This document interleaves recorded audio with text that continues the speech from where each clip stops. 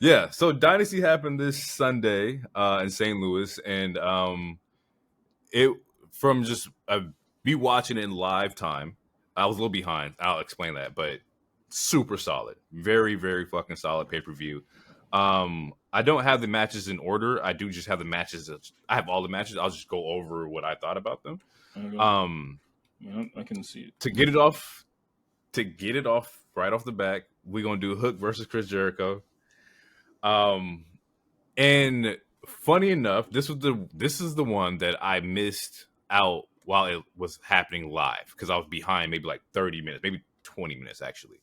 Um, so when I originally checked this one out today, it wasn't as bad as what people thought, as what people made it seem. I think the initial problem with the match is that people were just tired of Chris Jericho, and that's just fine because everybody's sick of seeing Jericho. But overall, the match was great. It gave me like WWE old school hardcore championship match where it's just chaos inside of the ring. There's not ladders, there's table spots, suplex spots. Inside this match, Hook showed up pretty well. He did a pretty good job in this match. I think he kicked out of two. I forgot what Jericho's like finisher was called. The Judas effect, that one? Yeah, he kicked out of 2 Judas effects, and like the only person that kicked out of 1 was Mox, and he kicked out of 2. So it made him look like this kid just has like an unbeatable spirit. Chris tried to do the whole, I'm sorry, I don't want to do this like spot, similar to kind of like the Michaels Ric Flair bit. He came in this match wanting to teach him, wanting to help him become better. How that works as far as like you defending him or defeating him and taking his title, I'm not too sure. But like I said, overall match was really good. I enjoyed the match. I thought it was great. When I went back, I was kind of like, oh man, maybe this is going to be the match that kind of like takes it away from a 4-star pay per view to maybe like a 3.5. And no, it kept that at 4-star. There was nothing wrong with the match at all. I mean, there's a lot wrong with it. It happened. We could start there. We can start with the winner. But isn't an issue because it's Jericho? If you swapped somebody else out and ran this story, is it a problem? If we're talking about, are we saying the same story beats as far as like being my tree, let me push your dad, you still, if we're talking the same story beats, and the plot is the same, I'm going to say yes, but it also really depends on it does depend on the wrestler. It does. Okay. But we know Jericho at this point. We like the fact that he trademarked the Vortex, which was a thing that the internet was using as an insult to him in his feuds for the last 4 or 5 years. Mm-hmm. The fact that he trademarked it let us know, like, okay, one, he's paying attention, which most wrestlers do, even if they say they don't. Absolutely. If they're not on Twitter, they have a friend that's on Twitter. Like, he's paying attention. So the fact, him trademarking, like, you're in the Vortex now, you're in my whirlpool, you're gonna be fucking feuding with me for 3 months. Like the fact that he's acknowledging that, like it makes it kind of, I don't know, to me it makes it a little irritating. That, and also just the booking of it, it doesn't make any sense. To answer the question, I would say, oh man, if it was Daniel, if it was Bryan Danielson, he's the learning tree, and he was saying that's who he was. Would that be an issue? No, and I'm gonna say that's also no. Daniel Bryan, because that's exactly he's goated. Like that's, but Daniel Bryan is really goated. In that same essence, Chris is on people's like Mount Rushmore. Not on mine personally, maybe not on yours, but he's on people's list of like being one of the greatest wrestlers of all time. Like, and I can't take that away from him. I can't take away the history that Chris has done. It's just right now, I just don't want to see a lot of Chris Jericho. Like, and that's just where I stand, and where all the fans stand. Because during this match, there was go home Jericho, retire Jericho, Fozzy sucks. Mm-hmm. Like, the fans are sick of it. They are definitely fed up with seeing Jericho. And he's one of those people that are like, any heat is good heat. That's good heat, brother. Like it. And I'm sure he was in Hook's ears, like, yeah, you're gonna get your win back. Don't worry, you'll get your win back. But all, like, I don't know, man. This story, it doesn't make any sense, and I feel like it's like Man, I don't know. I will continue to let it play out, but I'm already checked out. To be real, like I was checked out. I mean, I officially checked out last week when he pushed his dad and he didn't do nothing. All he I said was, think "I'll fight you anytime, anywhere." Nigga, right now, he just pushed your dad right in front of you. Your dad right, can't right. walk. Like, I mean, he can, but it ain't that good. So the fact that he pushed him, like, no, that's fight. Like, like my mom got into a car accident a couple years ago. Like, her legs are some of her weak spots. If someone touched her legs, that's an instant fight for me. Like, Yeah, you touching the weak spot, like going I'm at it. beating your ass. Like, So it's like, like I don't know. I will say that I have the card in this order week too. If you want to go in order after this, we can do that. okay. Um, I will say that like a lot of it does depend on who he's going against as well. Hook just doesn't really have a lot of charisma with his character. Um, so I feel that the fatigue can come from both sides. And as far as like where the story is going, this week's Dynamite gave me some theories that I want to kind of like talk to you about when we get to the Dynamite. Oh, yeah. But yeah, it was a good match. Going into it, people were just tired of Jericho. Um, I believe the first match was Okada Pac. That Yeah. Okay. was how So they real opened the quick, show. so we had 3 matches in the pre-show. Real quick, what we should talk about, Yeah. or we don't Oh, have to go into depth, but yeah, 0 hour. yeah. There was titles for titles. We had the AEW Trios titles with the Acclaimed and Daddy Ass versus the ROH Trios titles with Bullet Club Mm-hmm. Gold, Jay White, and the Guns. The results of that is, I believe, Bullet Bullet Club Club Gold. Gold. They won, and Mm-hmm. they're unifying those titles, which is good because you don't need 2 sets of trios titles. Nope. Just too much shit going on. After that, we got Matt Sydal versus Trent Beretta. No idea why this match was happening, but it happened. Um, Trent And the won other this one was match. this was wait, and there was another match during the 0 hour. I think it was like Shane Taylor Promotions, It was SCP. Orange Cassidy and Shibata versus Shane Taylor and Lee Moriarty. Okay. Yeah. And I don't. Where's the results of that? Cassidy and Shibata defeated Taylor. Cassidy got they got that one. Yeah. Show opens with Okada Pac, Continental Championship, Continental rules, which means there's no outside interference, and this is just us scrapping. Wasn't too familiar with like Okada, like I didn't watch a lot of New Japan, so I don't know what to exactly expect. Match was very technical, not a lot of spots, not a lot of like super like surprise this happened, but it was just technical fucking wrestling. It also like had me really sit there and acknowledge Pac. Like Pac is a crazy fucking athlete, bro. Yeah. The fact that like he almost didn't come back, almost had due to having a semi career ending injury. It's just the wrestling world needs him. I will say that Pac is really solid. One good spot in this is Okada goes for his Rainmaker pose and flips the crowd off, and that was crazy. It was a good pop for the crowd. And my mom's side's from St. Louis, but I believe Okada was correct. They don't deserve that pose. The fuck y'all got? Ribs? You guys got ribs. Congratulations. Apparently, actually, have really good fried rice. I need to on any trip. But yeah, all you guys got is ribs in a big ass arch that no one gives a shit about. You don't deserve That's that pose. funny. Oh, Nelly, you guys got Nelly too. I'll give you guys. Okada gets the win with this. He's there's like Pac does this crazy flip. He gets hit with the knees and it gets popped up or they go into the Rainmaker. So Okada gets the win on this. It was a great fucking match. The crowd's chanting, "He's our bastard," which is kind of cool. I mean, as a fan, as a wrestler coming back to like your first pay-per-view, like you want to know that you still got it. You still love it from the fans. Overall, solid match. Shout out to Pac. Like he's fucking great. Yeah, Pac is great. I refuse to call him Pac. It's Pac. Pac is great. Pac. Yeah, my only thing with Pac is that his visa. I don't know if it's visa issue or what. Like he'll show up for like 2 months and he'll be gone for 6. And it's just the inconsistency with that. But Pac he's been solid since day one because he was part of when he left WWE, like he was one of the first people in AEW. Like, if I'm not mistaken, that was Kenny's first feud in AEW. and they had like a banger like 3-match feud or whatever.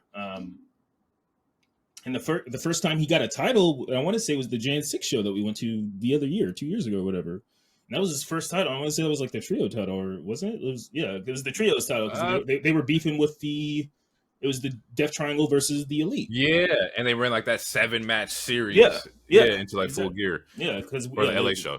That was during that feud, that 7-match series. That's when they came to Portland. Yeah, I just wish he was. I just wish he was in the States more consistently, because there's no reason he shouldn't have been TNT by now or any of these other random like Pac / Neville he's amazing. He's amazing. Like when I first started watching wrestling again in 2015, he was NXT champion and he just lost it to it was either Sammy or Kevin. I think it was Sammy. And he was on the main roster and he did some good shit. It wasn't the greatest push, but he had the cruiserweight title for a while and that shit was fucking lit. And then he went to AEW. He had some bangers, but I just need him in the States more. Get your visa up, whatever whatever. I mean, do what Ospreay does and fly back and forth all the way. Share the plane. Visa situations are, I would only imagine, very fucking probably just irritating to deal with. I bet. Which is why we see Riho every 6 months also, and it's just and I mean it happens in WWE too, but because you got to go back and sit at home for a little bit in order for them not to fuck your shit up. You can't just have this visa sit over here for 2 years and then go back and forth. There's requirements and shit like that. Right. And then we had the CMLL shit the other month where half of them had to go back. It's just, I don't know. Maybe they need to hire someone specifically to make sure everyone's visas is on up to date or something. But we just need they book a show in one of those countries. Maybe AEW books a show in Mexico. I know we talked about it. We sent it in the group chat to where they lost one of their TV stations for AEW in Mexico. Yeah. I guess we could have put that on the news docket. Yeah, it seems like they lost their TV. Okay, well, here, according to the general manager of Collision has announced that AEW programming has been so he says the message is to inform you that the reasons for is beyond AEW's control. Our broadcast in Latin America will no longer be through VIX. Only Mexico is exempt until right now. But yeah, Dynamite, Rampage, Collision can't be seen on AEW Plus on Fight TV. They'll have more details soon, but essentially people in Latin America somewhere, they're not able to watch the show anymore unless they probably use a VPN or something, which is unfortunate. Right, it's unfortunate. Hopefully it all gets figured out. Second match on the pay-per-view was Cope, Kingston, Mark Briscoe, or in your words, the regular guys, versus average ass House of Black. This match was 1,000% a setup for Cope, Malachi Black for 1v1. That's all I'm seeing out of this. That's all that should happen. Wasn't too crazy, but I will give a lot of credit to Brody King. Mark Briscoe did a lot of work. They were working their ass off this entire fucking match. Even Buddy had some solid spots, and just in general, House of Black is just mad fucking consistent. I think all three of them are fucking great workers. Even Julia, when Julia is healthy, is a great fucking worker as well. Yeah. If there was a match order I'm ranking, this one wouldn't be too high on my list, but still enjoyable, still entertaining. Ends with Cope getting the mist into his face. House of Black comes out with the win. Like I said before, this is definitely setting up Double or Nothing, Copeland, Malachi Black, which I think that's going to be a banger match for sure. And if they keep the story, or not to keep the story, but if they continue the legacy of that mist and getting that surprise right in your eyes, that means Copeland is going to turn heel soon. If they keep that tradition, because everyone who got the mist it's similar to when you fight the Fiend or when you fight Karrion Kross. Eventually, your character slightly changes a little bit. There's something about fighting them that affects you. So We might get heel Copeland soon. We might get that rated R superstar, baby. Cope is a better heel than he is a face. Yeah, he I is. will go on record and say that. I mean, that's not even a hot take. That's a real take. That's just a take. Facts. It's just it's not even a take. It's a fact. Not a spoiler. It's a fact. I think the next match on the list was we got the TBS champion. The Willow versus Julia. This one I felt bad because I know Julia's still hurt. It was a very quick match. I think it was maybe like 6 minutes, but you can tell Julia was trying to do the best that she could with whatever she was going through. Solid match. Willow's super fucking over right now. I think Dr. Bomb might be one of my favorite finishers currently in wrestling. I don't know why I like that. Maybe it's just because it's a variation of a power bomb, and I just love power bombs. But love seeing the Dr. Bomb. Willow gets the win. CEO immediately comes out and spoils like the moment for Willow. And I definitely think we're getting heel CEO because there's no way you're getting heel Willow. So if anybody's turning during this feud, it's definitely Mercedes Moné, and that's fine because I think she's a way better heel than she is a babyface. Yeah, that's also just a fact, not a take. From there, I do have a gripe. I guess I don't want to say gripe. A nitpick. I just because it came out. Julia was hurt. I want to say it came out around the time that I joined the show. So like she's been hurt since like February, and I feel like, and Mercedes didn't debut until mid-March. I feel like the smarter booking decision would have been to get the title off of Julia and put it on Willow already.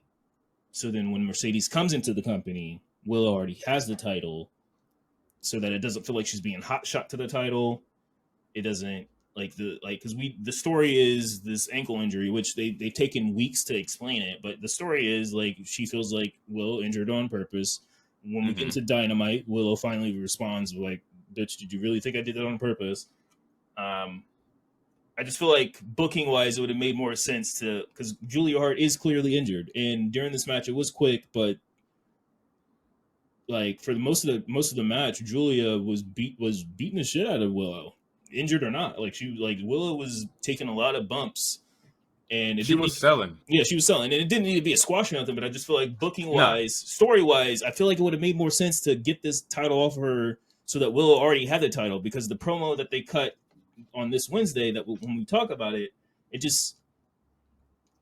felt like a promo. It should have happened 4 weeks ago. But now it's happening, and they just could have did it a little differently to where it was more smooth. There is that's why that's why I'm saying it's a nitpick. It's not a gripe, but they could have just did it a little more smoothly. But the right person won, and hopefully Julia gets some rest. And now we build to this match at Double or Nothing, and we'll see how that goes. From there, I think this is where we get the core combat, the Roderick Strong Kyle O'Reilly match. Yes. Okay, going into this match or going to this pay-per-view, this was the one I did not care about. I was like, oh man, I don't know these guys. I've never seen it. This is number 2. This is my second favorite match of the pay-per-view. I am now a Kyle O'Reilly fan. This guy's fucking amazing. It definitely superseded my expectations, especially if I'm not familiar with how they work. Super entertaining match. The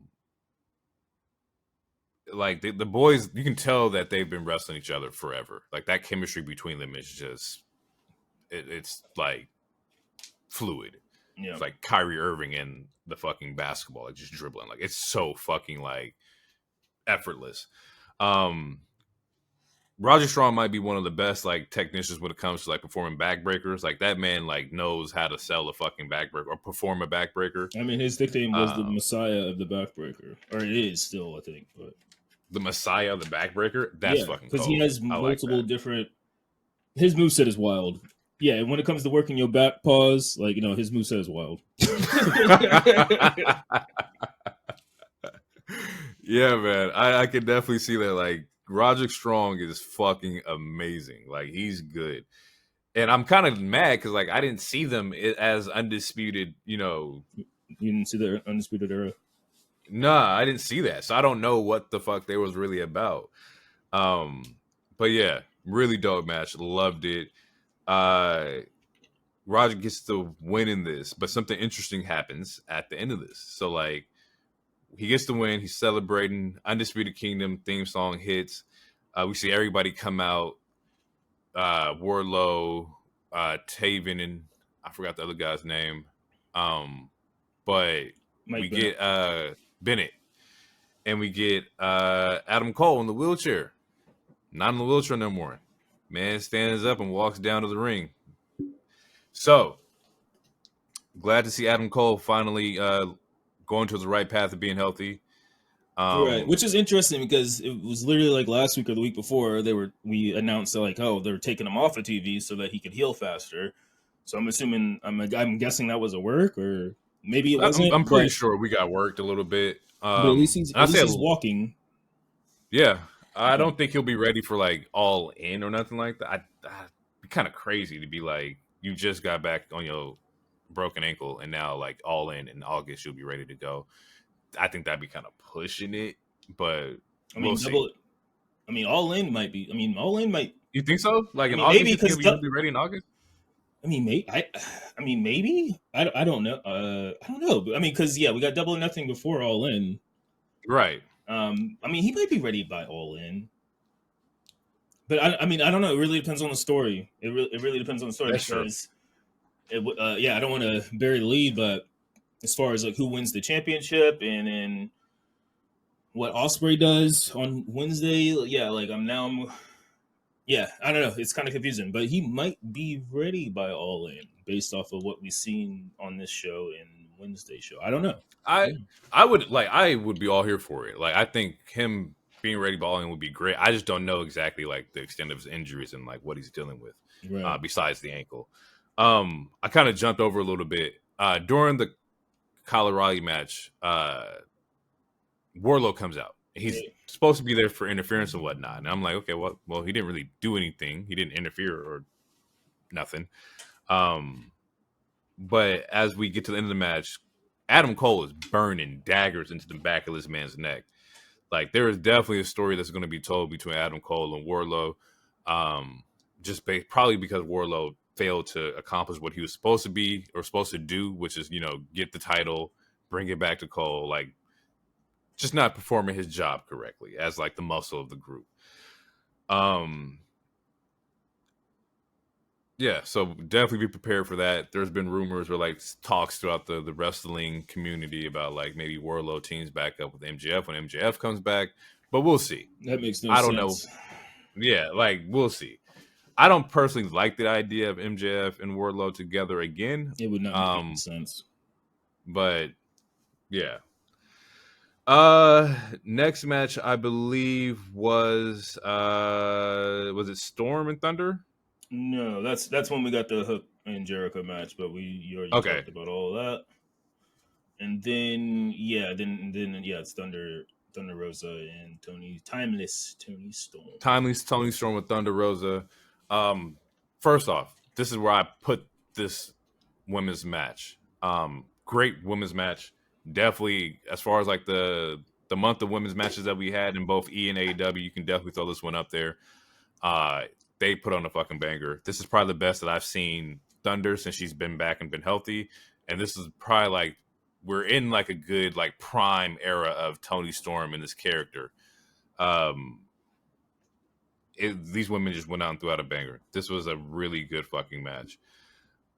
Just as far as like also like character wise, like Tony's coming out with this weird makeup. It's kind of like she's semi-deranged a little bit. Maybe like she's cracking. Maybe the character is breaking a little bit, which I kind of expect that like as this character moves on with Toni Storm, that she does become a little like disillusioned with like reality, as she already has been.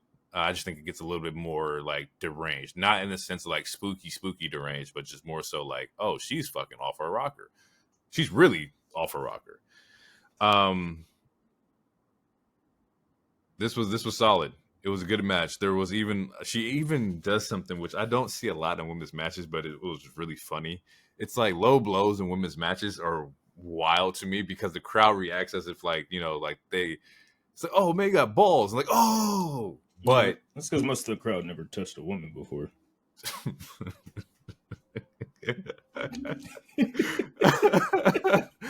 Anywho, man, like that shit was funny, and I was like, I ain't never seen somebody do a low blow. I think the commentary called it a clam jam. Jesus. In the match. It is funny to piggyback on what you're saying, though. It is funny because, yeah, WWE, AEW, and I want to say TNA have all done women's low blows in like the last month or so. So it might be a new trend. It might be, yeah, the clam jam. It could be.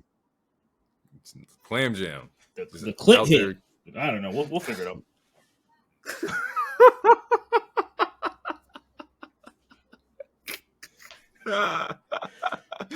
Oh man, that's funny. You gotta get a counter. How many clam jams has there been in the month? How many moose knuckles been hit? Flopian dystopian. Bro, we can dystopian. You can do this one. Nuts, yo. That's crazy. Oh fuck. Great match. Definitely enjoyed it. I think we also get into like, you know, this week's Dynamite where the story kind of evolves a little bit. Yeah. After that, I think this is where we get the Bryan Danielson Will Ospreay match. Yes, according to okay. Yeah, go. Yeah. All right, here it is, man. That's just a great fucking match. I think I went on Twitter, so that's the greatest match I've seen, and I am not joking. I think like if you love action, if you love like anime, like it was very, very much so like that shit is an anime. Like it was great. Yeah, just insane action, amazing spots. There's an Os cutter into the knee strike that was just fucking insane. You got to do yourself a favor and watch this one. And I know that they wanted people to watch this one because somebody dropped on Twitter like the full match, and that shit was up for hours. Like and I watched it that way.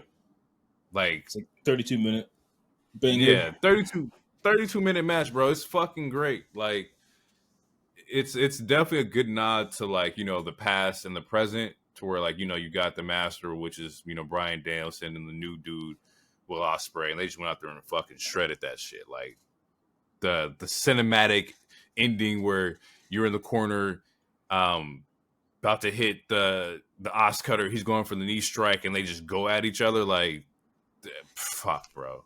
Like I wish that I could rewatch the match and have the same feelings I had while watching it. That match is so fucking good. And that's the thing, though. Like, as good as this match is, and it was good, I'm not gonna. I mean, there's some people that I'm fine with being on the match of the year contender, and I think it will be. I think when we go to the end of the year, this is going to be in a top 5, top 3. Most people will definitely say it's still top 1. Me personally, though, and this isn't me trying to be my usual downside on AEW, but it's like, to me, it's not a 5-star. And I don't even rate matches like that. But to me, it's not a 5-star, and that's because there's no story to it. And that's I knew that was going to be your part. And that's the down. But there has been, though. There hasn't, dude. The story, like, there was no build to it. Like they were face to face in the ring maybe twice, no talking. The whole story was, I want to be better than this guy, so I'm gonna wrestle another person that he wrestled, and I'm gonna beat him quicker than he did. There's no story to it. So also there's no incentive to it. There was no, like, they both were essentially faces. They like, so there was like, so as a fan, like, it's like, who do you want to win? You could ask for any, like, honestly, it didn't matter who won because you like, and I think that's the best part about it, though. Right, but that's what makes it hard to rewatch, because there's no like you said you wish you could feel the feeling that you felt when you watch it again. The reason why you're not going to get that feeling again is because there's no story to it. It's just a good ass match. because like the It reason why we watch is. no, it's a great match. That's fine. But since there's no story to it, it's hard. You're not gonna get this. That's the reason why you're not gonna get the same feeling, quote unquote, is because there's no story to it. Yes, it's a great match, but you're not gonna like. It's the same reason we watch movies. Like you watch a movie again because you like the movie. You like the story of the movie. That's why you rewatch the movie. This is just a good ass match. Great wrestlers having a great match. But since there's no story to it, that's why you're not going to get the same feeling. Are you going to rewatch it? More than likely, sure. You love both these wrestlers and you like this match. But the reason we're not going to get the same feeling that we got when we first saw it is because the lack of story. That's what I'm trying. Like, it's a great match. I'm not trying to take away from the match. I hear you. I'm saying like the lack of story means it like it's hard to get that. Like I can watch Kofi Mania, and I'm not saying it's on the same like story wise. It's better. I'm not match wise. I'm not going to say it's on the same caliber. But the reason I can rewatch a Cody Roman 2 is because of how I felt when I saw it and how it made me feel. And then going through the months of watching it, like when Cody Roman 2, like that was a 2-year build, but like Kofi Kingston, that was like 5 months of him getting fucked over. And then like when you see the match and it's like, oh man, like, yeah, it's just the lack of story. I'm 50-50 on it. I definitely hear you, and I definitely agree with what you're saying as far as like there was no like long process of we're building this big grand fucking match, right? But I also appreciate the fact that I'm not being strung along for 6 weeks, 7 weeks, 8 weeks of man, I just want these dudes to get in the ring. I appreciate what that does for certain people's like builds. I think you need that for like a certain individuals. For this one in particular, you just knew it's the young goat versus the old goat. Go for it. It's a dream match. And I'm okay with that. That's probably where we were leaning more into, where dream matches don't really need story for me. I need to see y'all get in the ring. Cause I'll say like prior to like seeing this match, like let me just start here. Yeah. Right now, this is my bar.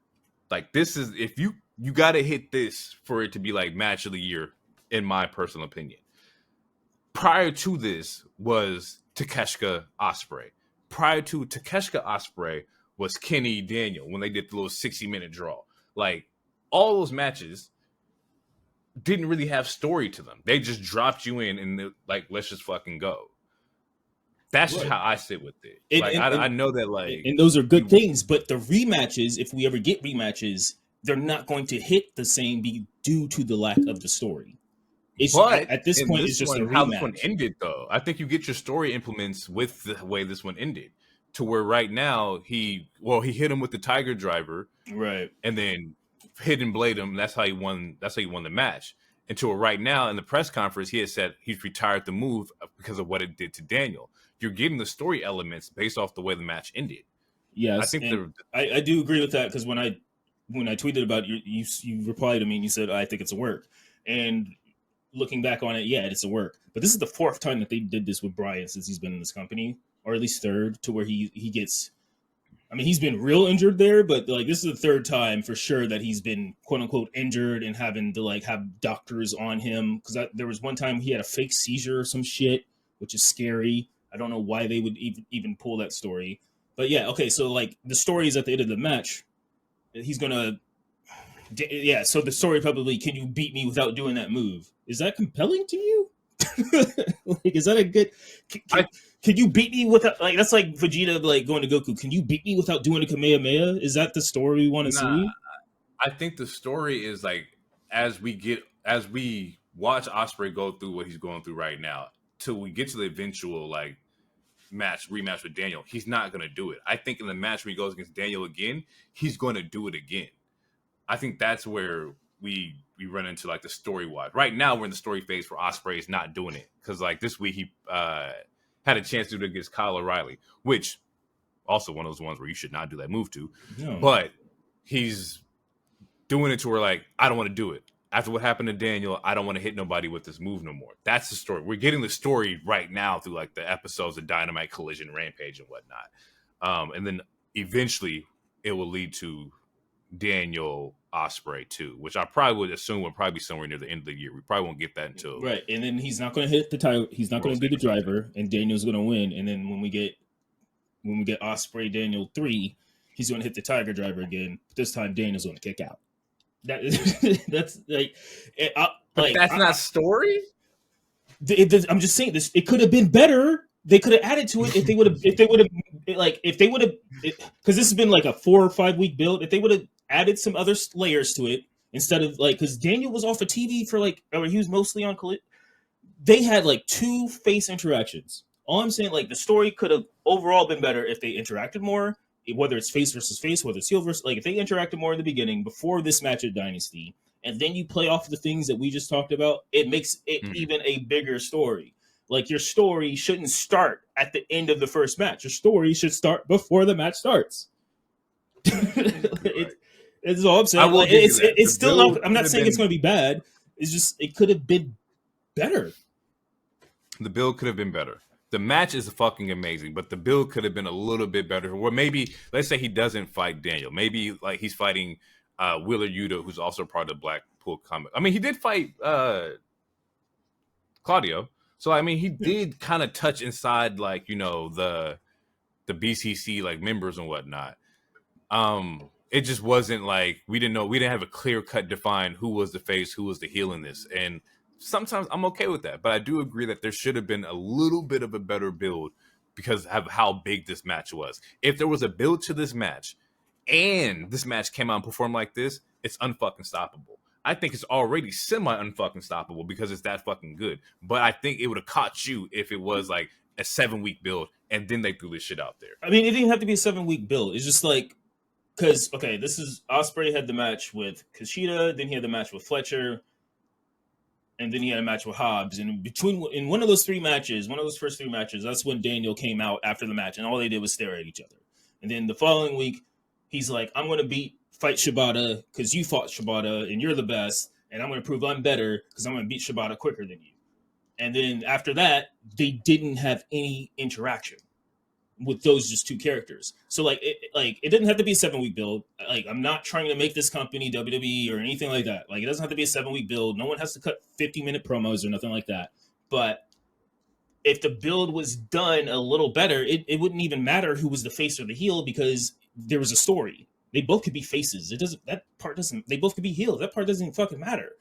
Like, there was just there was no reason for them to fight other than, oh, I think I'm better than this dude, so I just want to fight him.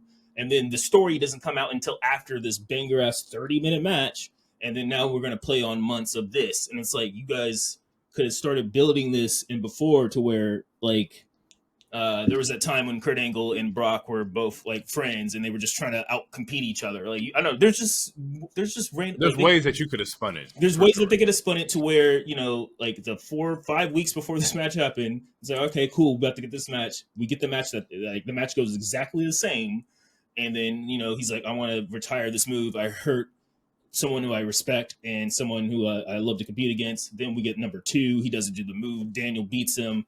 And it's like, see, you can't beat me without using that move, you know. And then we get number 3, whether there's a title line or not. I don't know. There's just other ways. They could have just built the beginning better. There is a story. You're not wrong. There is a story, but the story doesn't come until the end of the match. You know, it's just. I think it's just like this is the beginning of their story. Yeah. I think that's what it is. Because I do agree with the fact that, like, the second time they meet up, Daniel will beat him because he's going to hesitate. And you can't hesitate against somebody like Daniel whenever this match happens. So the story is definitely happened at the end. We're probably going to see this happen 3 times for sure. Overall, love this fucking match. This shit was fucking amazing. It's a great match. But my last thing before we move on. Mm-hmm. I have no problem with people saying this is their favorite match of all time. I have no problem saying people saying, oh, this is the best match of the year. Mm-hmm. But there was some people that were saying that this is the best match to ever happen on U.S. soil. And that it doesn't need to be talked about, but that shit needs to stop. Because that's fucking wild. That is it though? Like, just playing devil's advocate. Is it like, I mean, I would have to go back and think about all the matches I've seen in the fucking U.S. But like, if this is how they feel, which is also a little bit of recency bias too, because like, bro, y'all just gotta relax. Maybe sit with it.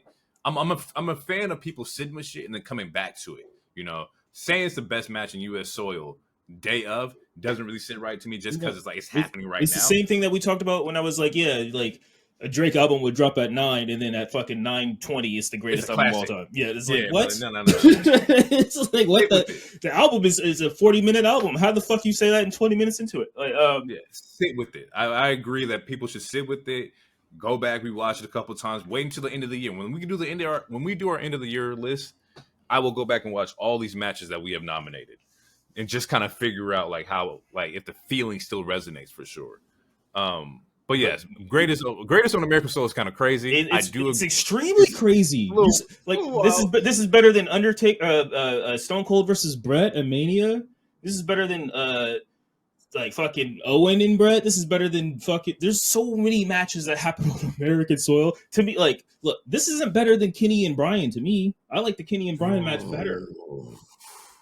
I see. Fuck, this is gonna be really hard, bro. Because I'm gonna end up going back and watching Sasha Bailey in Brooklyn NXT. That match was fucking fire. And I'm like, I don't. This is not better than Sammy and Gunther to me. Sheamus, Gunther, Drew, banger. Like, I gotta watch these matches and kind of like really figure it out. But I will say, it's in the realm of greatest match of all time for some people. It's in the realm for me. You know, and that's fine. But I'm like on American soil, nah. That's where we like y'all got to cut the shit. Like it could be your favorite match of all time. That part is fine. Though. They might not be wrong on American soil, nigga.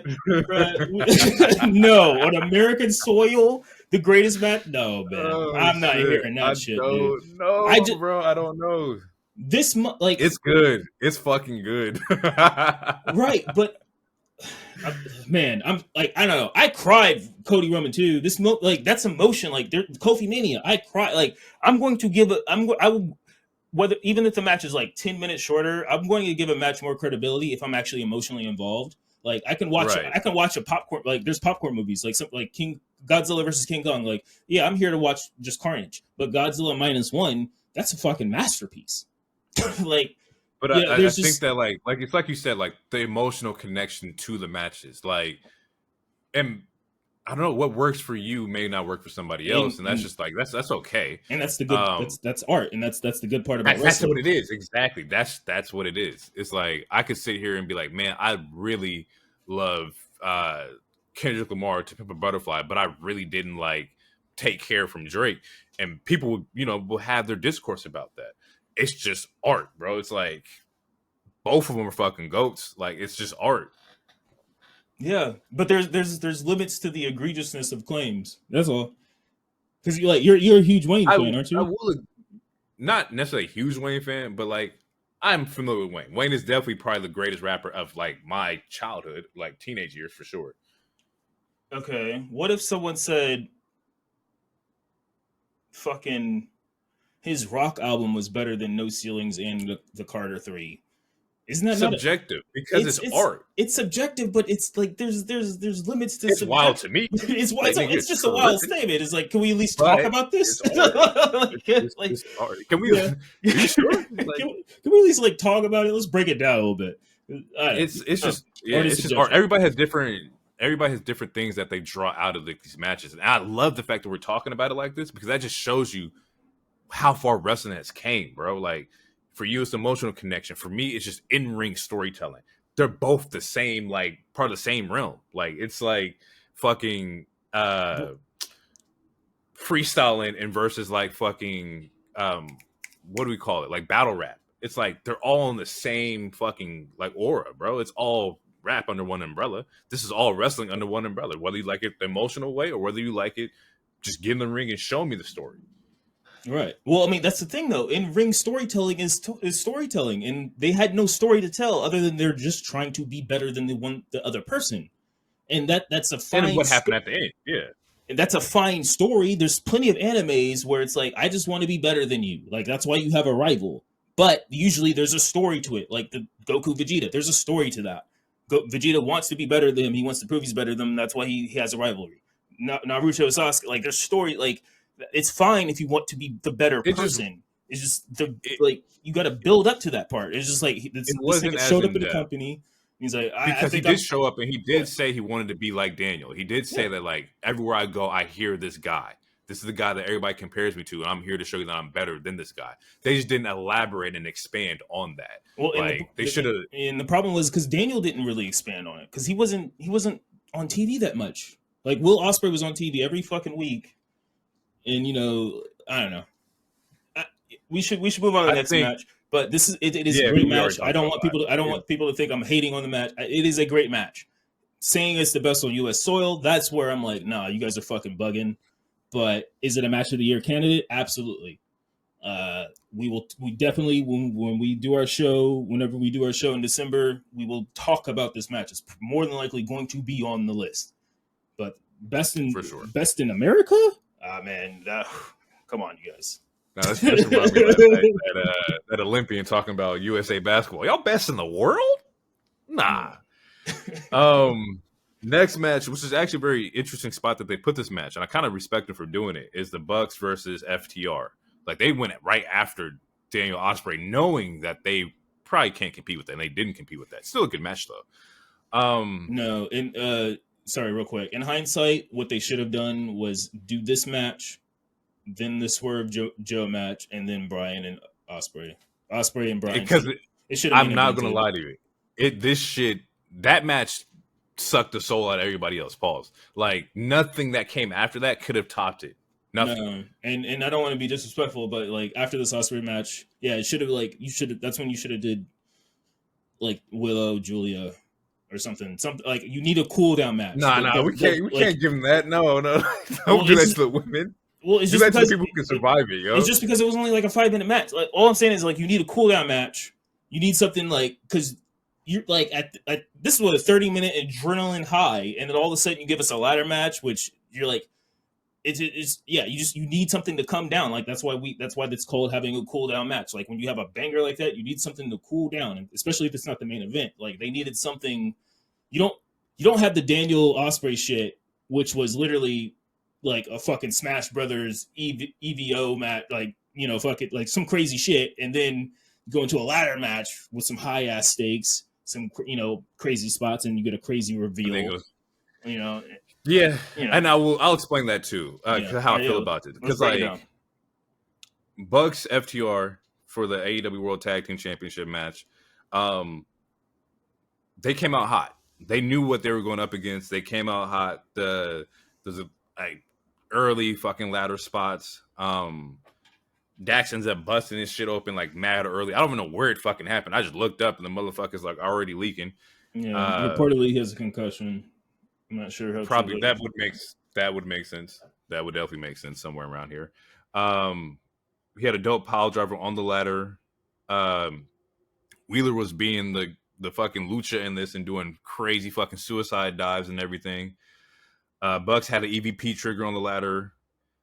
Just overall, match was entertaining, really good, and it wasn't entirely like too long. And that's what I respected about this match, is that they condensed whatever the fuck they were going to do, and just got straight to it. As we see Dax climb up the ladder, we see a fan jump the barricade, pushes Dax off the ladder, gets rushed to the fucking corner by security. Bingo, bango, bongo. Jack Perry is fucking back. And I got thoughts because right now, like he's fucking hot. Like the crowd loved it. The crowd was into it. They were shocked. He ends up leaving and throwing up the Elite 3, basically signaling that he's part of the Elite now. Really, really fucking solid like spot, or really just solid like pop. I think it was the best time to drop him in this, especially after all like the Punk videos and all that shit. Like he did it pretty well. The thing that I will give the Bucks like credit for is that they play off of the critiques that they see online. So this doubles back to what you're saying about like Jericho paying attention online. All of them do. I think when the whole Punk shit happened and they saw the reception of like, oh, these EVPs think they can do whatever they want, the Bucks saw that and it was like, no, that's the story. Let's run with that. Let's run with us just being the evil EVPs. They already look at us like that anyway. This should be an easy fucking transition. Same way to the scenario of like Perry and the scapegoat shit. He didn't turn that into his whole identity, which is honestly kind of ironic because on Punk's way out, he ends up making a bigger star, like, or making somebody bigger. He put somebody over on his way out unintentionally. Like, without the whole scrum and the video and all this shit, we don't get scapegoat Jack Perry. That's a character.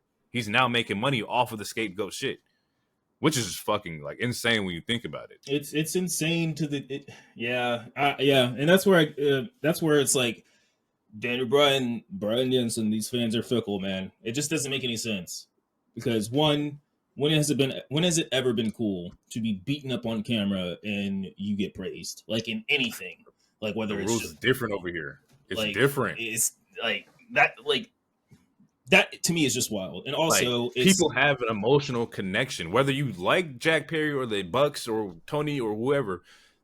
They can draw emotion from people. And if you talk to any wrestler, they always tell you that's the most important part. Being quiet is dangerous. I want to know whether you like me or you hate me. And that's if why I can get either one of those, I'm good. And that's why I think Chris Jericho was fine with what happened in that match. That's exactly it. But the other thing is, but no, like dead ass, like when Punk got fired, everyone in that, like, who loves that company hated Jack Perry. They hated him. And then we see the footage of him actually getting beat up. And now we love him? Like, what? To me, that just doesn't make any sense. I don't know how that shit works. He literally was hated to where, yeah, he stayed in Japan. He's been in Japan for like 5 months. Like, people, 8 months. 8 months. Fans hated him. Like, fans of this company who love this company. But then his shit sells out. And then the next week or the week of this pay-per-view, the Jack Perry merch is on AEW now. So it's like he's selling merch. Like, it's like, I don't know how this shit works, bro. It's just hella entertaining. Like, they are over on Jack Perry. Like, Jack Perry's white fucking hot. Like, it's fucking insane. One of the pillars is now white hot. 2 of the 4 pillars have done their job. Easy. Yeah, about fucking time. Like, yeah. I mean, better late than never. It needs to be consistent, though. It does. And that's why this is Wednesday very important. This Wednesday was good, I suppose. It's very important how they push this. How they do this can make or break anything. It's very fucking important to pay attention to how you choose Jack Perry's next move. Because you don't want to, like, fucking swallow him alive. Pause. Yeah. And I have some thoughts about, like, we'll get into when we talk about Dynamite. I'm trying to breeze through this because we've already been talking about it for an hour. After this, we get the Joe Swerve match for the championship.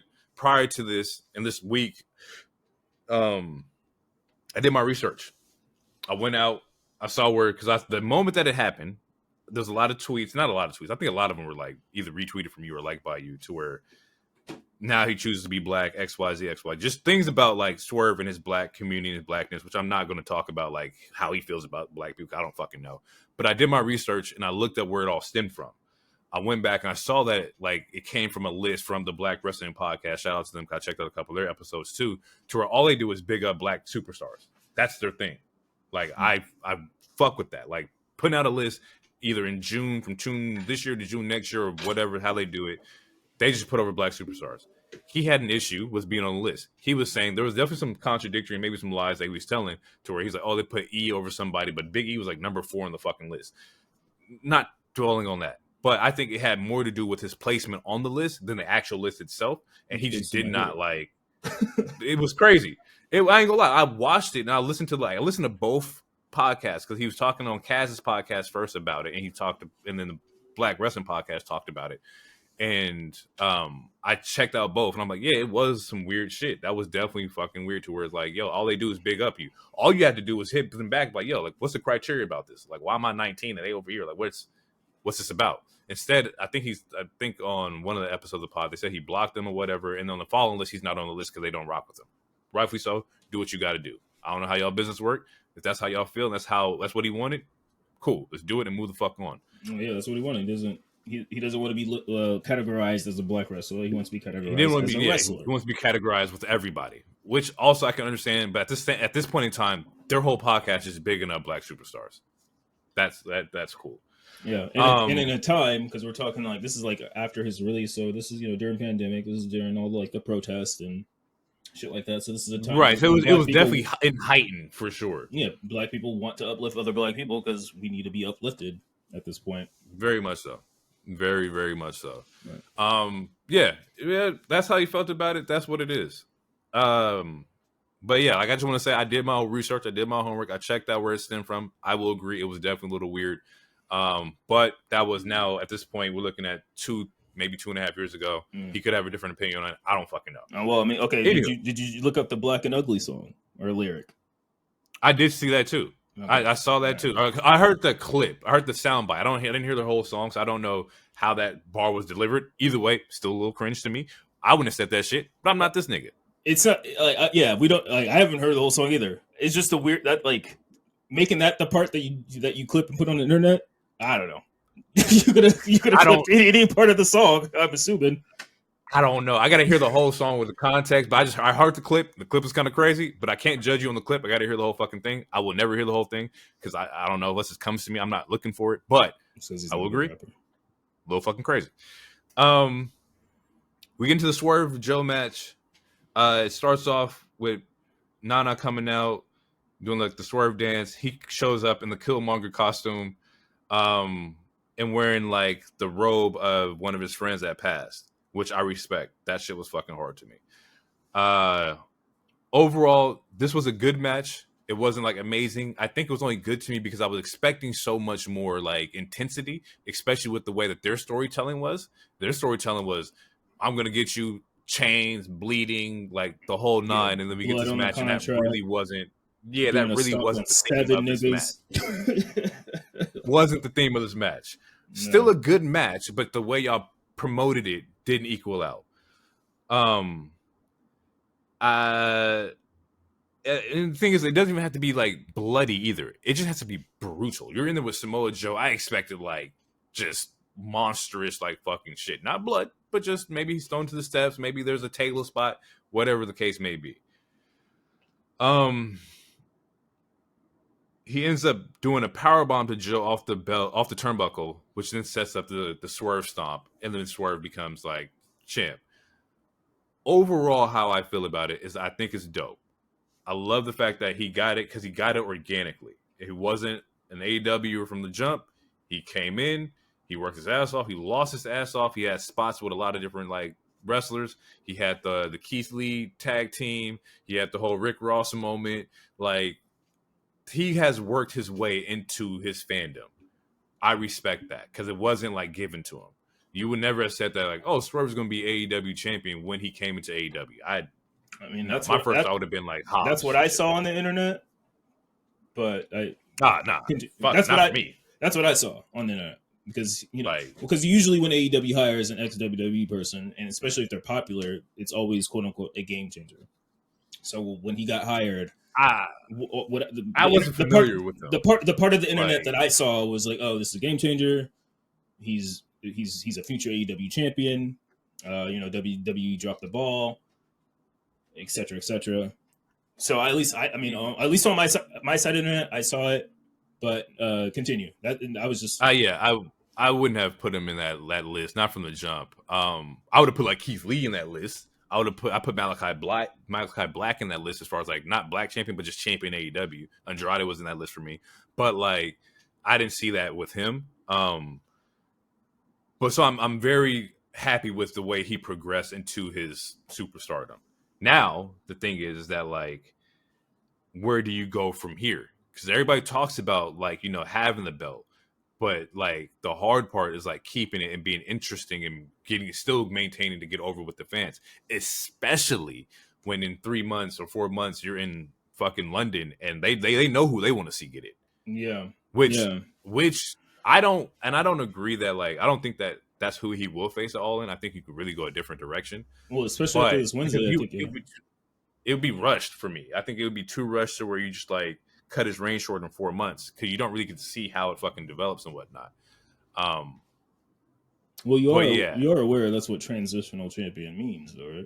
Absolutely. But I don't know if they look at him. I don't know if you want your first black champion to be a transitional champion. That would be fucking weird. Well, I have a small rant about how Dynamite starts because it's already giving that vibe to me. Ugh. We can get there. We'll get to Dynamite. We can talk about it. Overall, no matter how you may feel about like Swerve, it is really cool to see another black champion. I just think about like myself at like 8, 9, 10, 13 or whatever, where I'm looking like black superstars. It is really cool to see somebody have a fucking belt that looks like you. He joins the historic list. I think they showed out. I think they showed it online during the night of the pay per view. Like the list of black champions is very fucking small. Yeah. Was he okay with this list or? Bro, I can't fucking stand you. I really can't, bro. I can't because you'll find it. You'll find the way to get in there and then throw it out. It's fucking crazy. I'm just asking questions. That's fucking hilarious, bro. Don't ever change for nobody, man. We will end it off here. Overall, I gave the pay per view a 4 out of 5. Really fucking dope pay per view.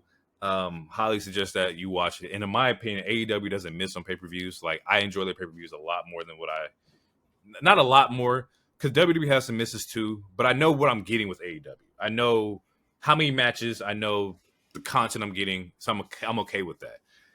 Their pay-per-views perform a lot better than their TV does.